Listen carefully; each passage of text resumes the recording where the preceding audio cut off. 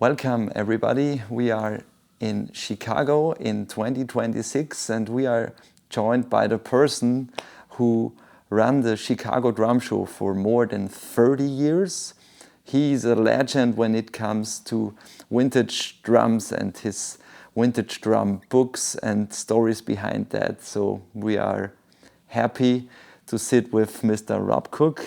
Well, thank you. I appreciate you making the effort to come to my room here today. Thank you for having us. Thanks.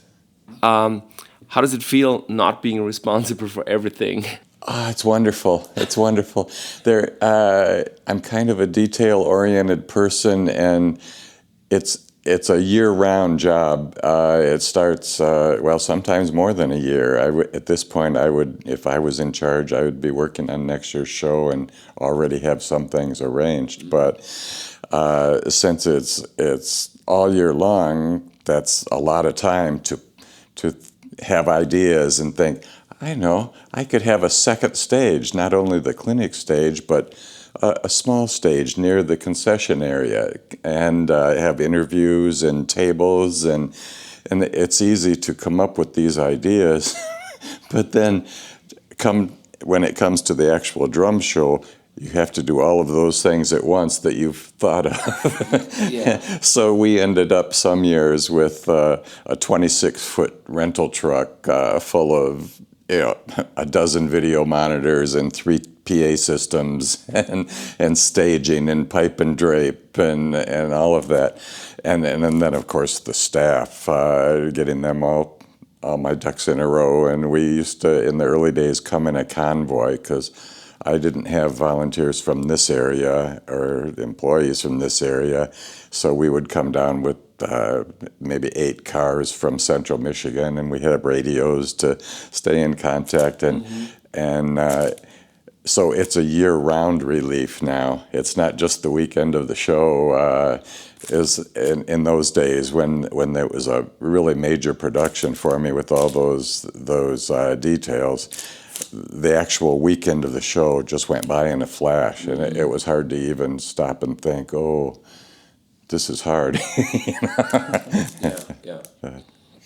So Rob, we are talking mainly about natural drum heads, and so that's our topic. Yeah. And we all know that you're well known for your books about all the vintage drum companies. You also did the book on calfskin drumheads, actually. Yeah. So tell us a little bit, how did that start? How did you came into all the research, and especially about the calf heads? Yeah. The calf head research, my contact with calf heads came early on, of course, in my music store. I had a music store from 1972 forward, and I, of course, had a lot, we were mainly using mylar heads, but I came in contact with calfskin heads and knew a little bit about them. But as I got into the vintage drum thing, almost every catalog would have a section on calfskin heads, and a lot of the drum companies from days past and the drumhead companies, there was Worco, and a lot of them were right here in the Chicago area, White Eagle, Rawhide, or Worco, United Rawhide, and so on. And I was fortunate to work for a long time with Stephen Polanski, who had United Rawhide here in Chicago. He ended up, when he retired, he sold it to Jeff Stern at Stern Tanning, and I think he may still be producing heads at Stern. I'm not really sure. But it was kind of an outgrowth of the whole vintage drum thing. And it's kind of like a snowball rolling downhill and getting bigger, because the more you learn, the more questions you have, and then you start buying and selling the calfskin heads, and you could buy them unmounted. And I learned early on that the standard sizes didn't always apply to the drum that you got in. And in my reading, I discovered, the thing to do in that case is to buy a wooden flesh hoop that is not glued, and put some shims on the shell of the drum in question, and glue the hoop in place at that point, then you have made the correct size flesh hoop. And then you can get the calfskin head at 2 to 3 inches larger than the diameter of that flesh hoop, and proceed to tuck it. And a lot of trial and error there. I don't think I actually ruined any heads, but there are definitely many that I had to retuck and start over. And the more you do that, the more you refine what you're using for shims and for clamps. And I didn't really have any training with any of that. That's just, going to the hardware store and that clamp was too big to use last time, so I need a whole bunch of these little clamps next time. And just kind of feeling my way. And that leads, of course, then word gets around. I mean, I would hear from someone that needed a head for a strange banjo, or for a drum for one of these big music machines that's playing itself, and so on. And often they would send those instruments to me, and sometimes they would have an old broken head, and I could soak it and take the head off and see if the flesh hoop looked like it was still reusable. Sometimes it wasn't, because they would warp one way or another, but quite often they were still usable. I don't have much experience with metal flesh hoops. I don't think I've even tucked onto a metal flesh hoop. Have you done that? Yeah, I tried it. That was actually my first starting point with tucking heads. So removing the Mylar head from an old Remo Ambassador, and trying to get a natural calf head around that hoop. So that's what we did early on at the university, when we didn't have any money to buy calf heads. We cut out old timpani heads and tucked them on Remo aluminum hoops. But you couldn't probably do that with a triple flanged hoop, could you? Because of the diameter. Right. That was the main problem. But we tried to make it to fix it in a certain way, and sometimes it worked out, sometimes not. So When was the point when you started writing your books and adding a lot of time into that business? It was kind of gradual, and the thing that stands out in my mind is Maury LeChan with Frank's Drum Shop. And we discovered Frank's Drum Shop when I was 16 years old, and I had a Ludwig Hollywood drum set on order from the furniture store in Alma, Michigan, where I'm from. They had a Ludwig dealership, and I had a deposit, but it was the days when they were doing 24-hour production, and I had already waited for months for my set, and there was no sign of it, and so they were tired of me coming in almost every day. Any word on my drum set? So we were in Chicago on a business trip. Alma, by the way, is up in central Michigan, and people always hold up the hand because Michigan is shaped like a hand, and we were in the center, 5-hour, 6-hour drive in those days. So my father and I were walking down the street in Chicago while in town for this convention, and he saw a little listing for Frank's Drum Shop, and it looked like a directory of dentists and lawyers and stuff that were in this building, and I thought, it's a dusty office. Let's go to the real music store. And my father kind of persisted and said, no, let's check. We go down this hall and in the elevator, and 4th floor, when the elevator door opens, you're in a drum wonderland. There's just drums everywhere. And my father's was a pretty outgoing people person, and in short order, he met Maury LeChan, the owner of the shop, and introduced me to him. And Maury was just very nice to me. He put his hand on my shoulder and took me around and showed me their rental department and their repair department, and and talked about the kind of the philosophy of the shop. And we ended up buying a drum set that day. I begged my dad, and I said, maybe they'll let us use my deposit in Alma on the set I have on order to buy cases or something. But if we buy a set now, I'll have it now. So I got the Oyster Blue Hollywood in '66 there at Frank's Drum Shop. And then when I got home, I mean, Maury was selling things at a discount because of the volume he was doing, and I got a 40% discount, and I called him and ordered a cymbal at 40%, and then I started selling to my friends because I could sell to them a cymbal for 20% off and call Maury and order it and get 40% off and make some spending money. And Maury always took my calls. I was so proud of myself because I was in high school and I could pick up the phone and call Maury LaShawn, call Frank's Drum Shop and ask for Maury, and he would, Robbie, how was the weather in Michigan? And I just felt like a big shot. And so years later, I'll fast forward now to when I'm in business and so on, and I started writing for Modern Drummer a little bit, and they were just getting started and they couldn't afford to distribute their magazine at the music conventions and that kind of thing. So again, I was quite proud that I had a badge that said Modern Drummer, and I would go to the NAMM shows in Chicago, and because I was close to Alma, and I was in charge of getting their magazines distributed to the different tables that distributed magazines and so on.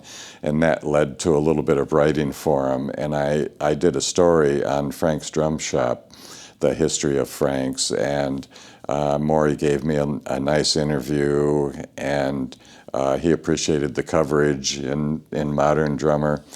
And I think that's what led him to call me after he retired from the shop. He was retired and living in Florida with his wife. And he called me, and it was, I think, early in the year, like March, and said that he wanted to write his memoir and have it printed and have it by the Percussive Arts Society convention in November. And I thought, he's asking me to do it. He has some confidence in me. I think I can do this. So I flew to Florida with a tape recorder, and we just sat in his apartment, and Jan and Maury told me their life story, and with the recorder going and showing me pictures, and I borrowed some of the pictures to take to my printer and took pictures of other pictures that were too valuable to the family to risk sending out. So, and went home and transcribed the recordings so that, and took selections of our conversations so it would appear that he was telling his story in the book. And it worked. I had a friend that I had gone to school with who was a drummer, and I knew he was in the printing industry, and he couldn't use the commercial presses at work, but he had a small printing setup in his garage. So he did all of the production as I turned it over to him. And in those days, he had to screen every picture. You know, obviously there was none of the printing technology or equipment of today. This was in the 80s, late 70s. I'd have to look up the year. But anyhow, we got that out. It was, it's especially crude when you look at it today, but Maury was happy with it. That was the main thing to me. We got his story out, and he had a big Percussive Arts Society convention that year. He had roots in the society. I'm not sure if he was a founding member, but certainly people associated with his store and his studios, like Roy Knapp and Ludwig Sr. and those folks. A lot of his contemporaries when they were in business early when he was a professional percussionist before he got into Frank's Drum Shop. But so we got the book out, and that gave me a little bit of confidence, and I think led to the first drum book. I think that was Slingerland, and then Ludwig, and then as I got into that procedure, there was kind of a template. I would always start with the history of the family that started the company, and then a business history of the company and what happened to it after the family sold it and so on. And then a section on the endorsers, the famous people that the company worked with, and then a dating guide to show the different drums that were made and when, and then another section of a dating guide that showed the production details that collectors tend to use to date drums, like the badge, the strainer. So there would be a page on that, all the different strainers that I knew about and the approximate years they were used.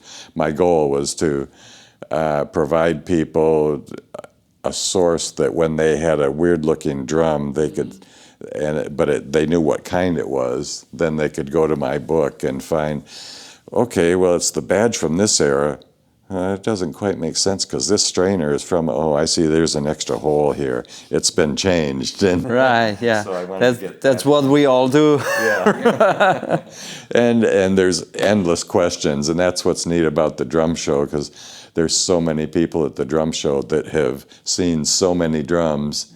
Yeah. And what comes to mind is the Gretsch book, where I'm not that much of a Gretsch guy by history. Ludwig has always been my favorite and what I've known the most about. And I'm fortunate to have had wonderful relations with the Ludwig family. When I bought that Ludwig Hollywood, I got home, and after a couple of weeks, there were a couple little things that annoyed me. I was getting little black dots on the bass drum head, and I found that it was oil from the Speed King being thrown up. And the snare drum stand, I couldn't get it just the right angle. If I didn't want it perfectly flat, but I wanted a little bit of a tilt, but the first tooth on the gear, if I went to the next tooth, it was too much of an angle.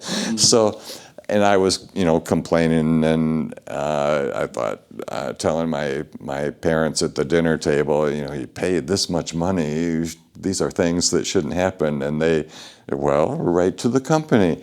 And I wrote a letter to Mr. Ludwig and explained all the problems with my drum set. And within 2 weeks, I had a 2-page typed letter from William F. Ludwig Jr. that I still have somewhere, and he addressed all my issues. And I thought, that I'd been looking at these catalogs. Of course, everybody, when they're waiting for their set and they've been studying what they want, they go through the catalogs until they know them by heart. Oh, there's the Blue Note, here's the Hollywood, here's the Downbeat, and so on. And these catalogs become very significant to you, a part of your life. And the first page at the beginning of the catalog is a family picture, and that's the guy that sent me this letter and signed it. And that was my first contact with him. And years later, when I was a Ludwig dealer, I was able to sponsor his appearance. He was presenting a percussion history lecture, and it was underwritten by Selmer, who owned Ludwig at the time. So it wasn't very expensive to get him in. And I twice hosted him, and we videotaped it both times. And at one point, we digitized all of his slides. Not really digitized in those days. I simply copied them to video. And we were going to make a video of his presentation. But then he decided, well, no, if there's a video, maybe people won't come to see me. Okay. So let's not do that. But that just led to a nice relationship. And when it came time for Bill, or the chief, William F. Ludwig II, to write his memoir, he called me, and that was a lot of fun. He typed it up on a manual typewriter, and he would send me 10 or 15 pages at a time, and I would look it over and edit it and get it into the computer, and then send him pages back for his approval that it was okay. And I could tell whether he was typing from home or his office because the typewriters were very different. But I still have all of those typed sheets somewhere. I should actually give those to B3. I'm sure that he and the girls would like to have those, and wonderful memorabilia. Yeah, wow, that is amazing to have that. Rob, can you tell us a little bit about the moment where you played a calf at the first time in your life?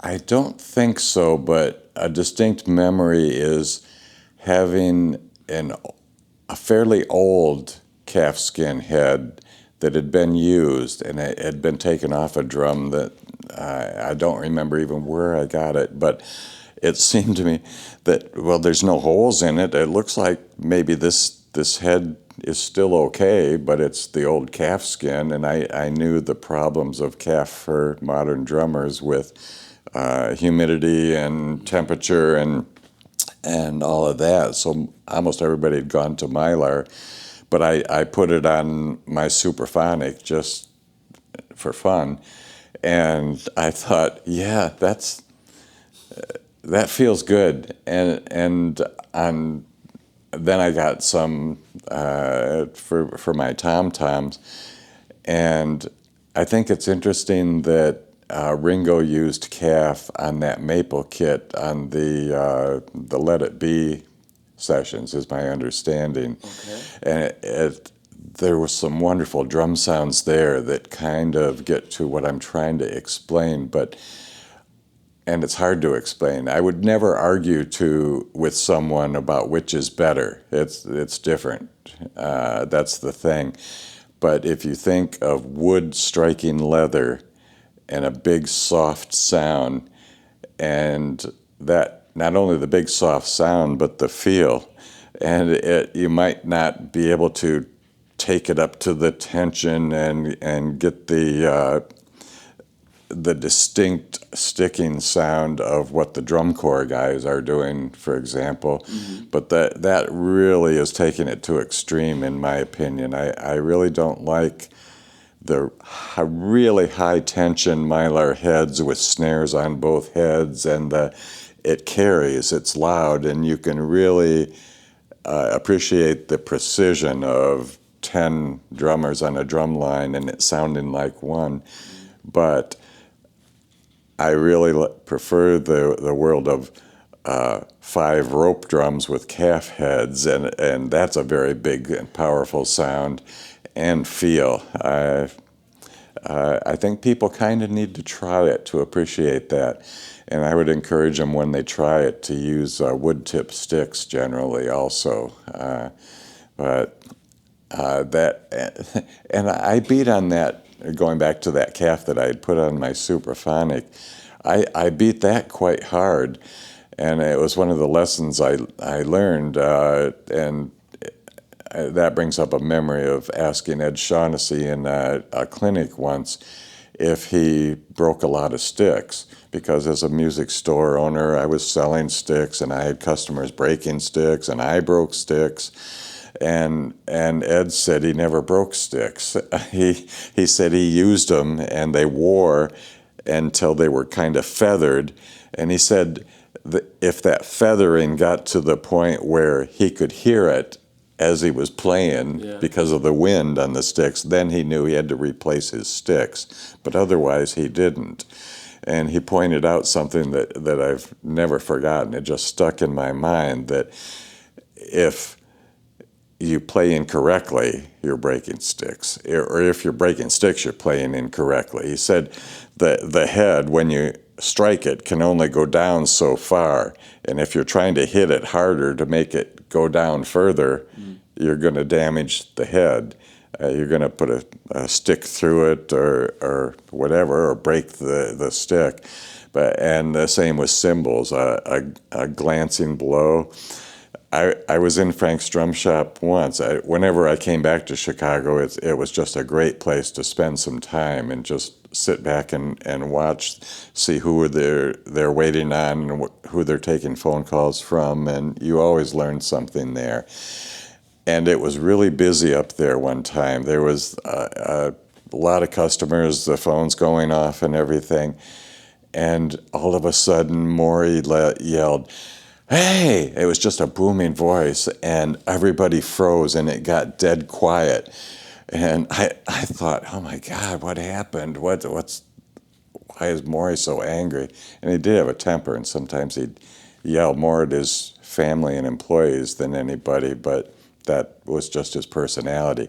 But anyhow, everybody looked at Maury, and he went over to where a kid had a stick and a cymbal, and he said, "That's not the way to treat the cymbal," because the kid had been just coming down on it. And Maury grabbed the stick out of his hand and said, "You need to play." And by this time, everybody realized that it was not an emergency and had gone back to talking and what they were doing. But he proceeded to give this kid a lesson on bringing the sound out of the cymbal, which is something I've heard many teachers say also with a drum. You don't want to drive the sound into the drum. You want to pull the sound out to get maximum resonance. But that was a big memory from Frank's when Maury froze everybody in their tracks to show that a cymbal was being abused. So every time our last question is, especially we know that you know a lot about calf heads. Tell us one story that is really important for you, or that you would like to share with us when it comes to calf heads. It jumps right out, actually. Bernie Dressel, the drummer with Brian Setzer and the Stray Cats and so on, was buying calf heads from me. And we sold him quite a few heads. And I learned that Mr. Polanski produced a translucent head and that wasn't white. And I knew that such a thing existed with timpani heads and so on, that they were somewhat different than white, and that there was a difference in how that white was achieved, and that the better drum heads, the Rogers and so on, they put on a wood frame while they were damp, and as they dried they were stretched tight, and they called that breaking white. And some companies, to make their heads look better, would use chemicals to bleach and so on to make their heads white. And I knew that Mr. Polanski always didn't use the chemicals. His heads were broken white. But it came to my attention that he produced a translucent head, kind of like a timpani type head, for in the standard sizes, but they were much more expensive. I'm not sure why that was, if it more care and handwork in the production, but at any rate, I called that to the attention of Bernie, and he immediately bought one for his snare drum, and he generally went months without replacing heads. But he was doing a TV appearance the next week and put a stick through that head. And he called me immediately, "Oh, these heads." And I called Mr. Polanski, and he explained that they're more fragile. and we didn't know that. And we figured more expensive means they're better, you can hit them harder, and that was not the case. Oh, wow. I enjoyed the days of working with calf, but I guess it was mainly supply chain problems that caused the major frustration. I bought my flesh hoops from Cooperman, and they had supply chain problems, and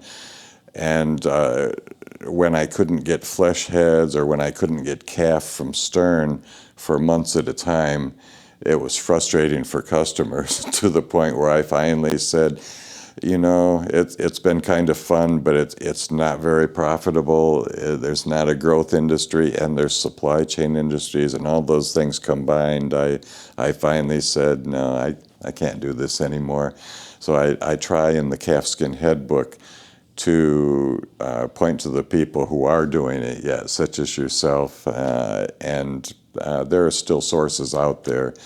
I'm not sure where Pro Drum gets theirs in Hollywood, but I noticed they've just been posting on Instagram some tucking demonstrations. They're getting it from Jeff Stern. Are they? I know Okay. that, yeah. I talked to Stan, and Yeah. he told me that. Good, good. So calf is still available out there, and Yeah. and I think it will be for a long time because. Do you agree about the sound and the feel, that there's a relationship? Do you find that it's somewhat satisfying to have wood on leather? Absolutely. The sound that comes to mind is sing, sing, sing. When you hear Right. those big, warm, powerful tom-tom sounds, Right. that's largely calfskin. And you cannot get that out of a Mylar head, in my opinion. Yeah.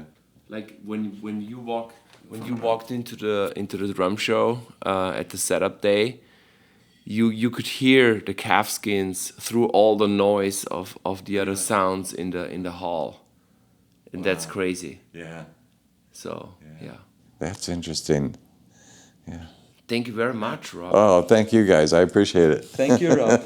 Thank you for watching Under My Skin With, and see you the next time when we talk about sonic moments that go under your skin.